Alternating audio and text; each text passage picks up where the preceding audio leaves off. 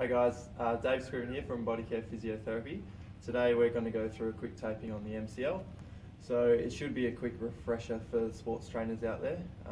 But basically the MCL ligament goes from the femur here in your thigh to your tibia, and it's going to stop your knee opening up on the inside. So usually these are contact injuries in ball sports, and most of the time it's a player coming across the body, taking the knee out this way, and then the knee joint opens up on the inside and you get a stretch or a rupture of that MCL ligament. So basically the taping is locking off at the top, and we're recreating a bit of a support on the inside to stop it bowing and opening up there. So I've already prepped our leg here with some Fixamol. If you're doing it by the side of the field, you can just chuck the rigid tape straight on. A good little tip is to place a roll just under the heel, and that'll take your knee into about 30 degrees of flexion, so we don't want it to be taped when it's completely straight. Let me grab another roll. So basically you need an anchor at the bottom and an anchor at the top. Try not to make these too tight. You don't want to cut off any blood flow or affect the calf muscle. And same across around the top here.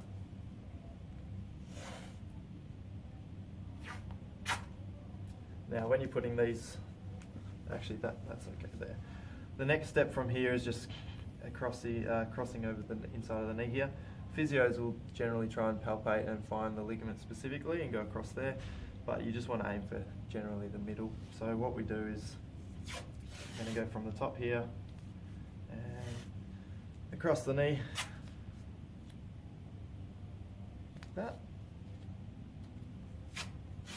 Now when you're doing that one, and also this one, this is crossing over the other way, you just want to make sure, oops, very nice, try and make it look pretty if you can. Just make sure this one's not crossing over the quads tendon. So you've got your kneecap sitting here, and then under, just above that is the quadricep tendon, and then below that is the patellar tendon. So you don't want to be crossing over that tendon, because you'll compress that and restrict movement and potentially cause an injury. And then a couple of strips in the middle.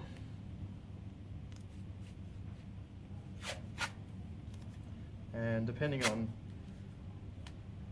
how big the player is, how much support you want, you can double that over as well.